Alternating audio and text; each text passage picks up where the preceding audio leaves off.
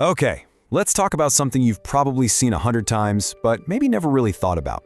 Picture a gravestone in a cemetery. You've got the name, a birth year, and a death year.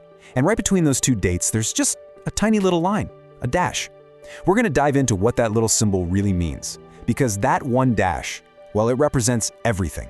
An entire life, all the stories, the ups, the downs, all of it, packed into that one little line.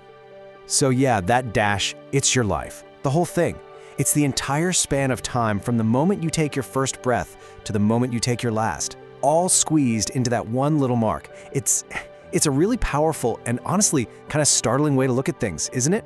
Your whole story, all the love, the laughter, the hard times, the good times, it's all in that dash.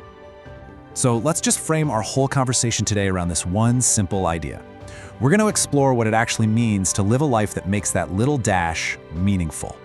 The source material we're looking at today throws out a pretty direct challenge to every single one of us, all based on this concept. And it's a challenge that, once you hear it, it's pretty hard to just shake off. And here it is. This is the big one. This is the question that really should be guiding us. What are you doing with your dash? Not what you're gonna do one day, not what you wish you did yesterday. What are you doing right now, today, to fill that dash with purpose? It's all about the here and now.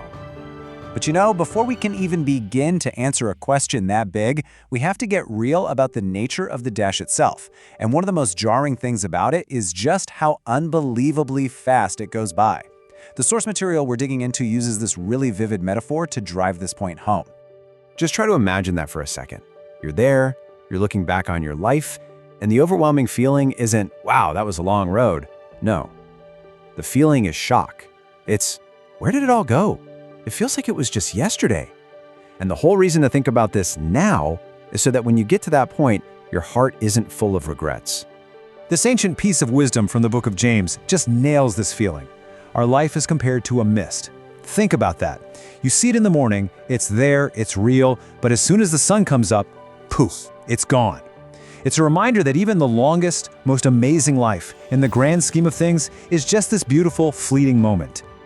Or to put it even more simply, it's this. Life is so incredibly precious because it doesn't last forever. We all have this tendency to live like we've got all the time in the world, right? But the truth is, our time is ticking away, even in the few minutes it takes to have this conversation. So, what's the point of all this? Is it to be depressing? No way! It's the exact opposite. It's supposed to be a fire starter. It's an urgent wake-up call to start living on purpose, to make choices that actually matter, so we don't get to the end of our dash wishing we could have a do-over. Okay, so if our time is this precious and this short, we've got to ask, what's stealing it from us? What are the things that get in the way? Well, the source points a finger at a really common thief in our modern world, a trap so many of us fall into, the trap of just being busy. And this is such a powerful distinction. We wear busy like a badge of honor, don't we? Hey, how are you? Oh, just so stinking busy. But the source challenges us. Are you just busy, or are you being fruitful? Is your day just a flurry of activity, chasing money, building bank accounts? Or are you actually producing something with lasting value, like quality time with your family, or genuinely helping other people? There's a world of difference. And man, this quote right here is the ultimate reality check. At the end of it all, our perspective is going to shift big time. All the things we hustled for, the money, the status, it all just fades away. What we're going to crave in those last moments are the people we loved, the connections we took the time to build. Now, let's be super clear. The source isn't saying that making money or having a nice home is bad. Of course not. Those are practical things.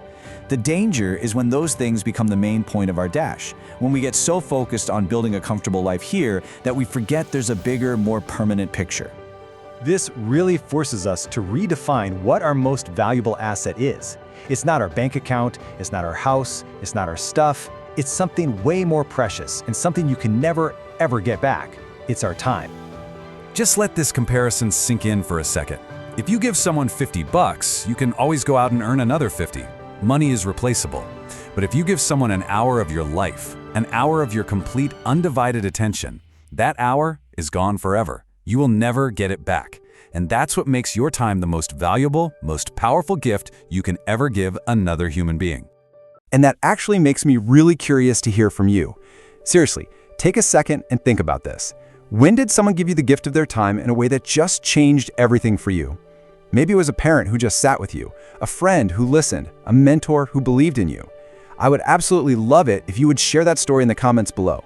Let's fill that space with reminders of how powerful this gift really is.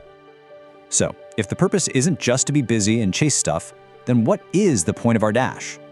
The source material boils it all down to these two beautiful, simple things. Number one, get to know God. Cultivate that spiritual side of your life. And number two, turn that inward relationship outward. Use your life to genuinely help other people. That's it. It's that simple and that profound. All right, this all leads us to the final part, and this is where it gets really personal. We can know that life is short, that busyness is a trap, and that time is a gift, but knowing isn't enough. We have to do something. It all comes down to a conscious choice that you have to make every single day about how you're going to live out the rest of your dash. And right at the core of that choice is this simple truth. Our world screams at us to focus on what we have, the right car, the right clothes, the right job. But a meaningful life, a meaningful dash, is built on who you are, your character, your kindness, your integrity, your compassion. That's the legacy that actually lasts. I just love this ancient prayer. Numbering our days doesn't mean being obsessed with death. It means living with this constant, gentle awareness that our time here is a gift and it's limited. It's not about being morbid, it's about being wise. Because when you realize you don't have forever, you start making much smarter choices about today. And this right here is what that choice looks like in the real world. It's about taking full ownership of your life. It means you stop blaming things, your past, your situation, for where you are. You rise up today, and you decide to live on purpose. You start treating your time like the treasure it is, and you live every single day like it matters, because it does.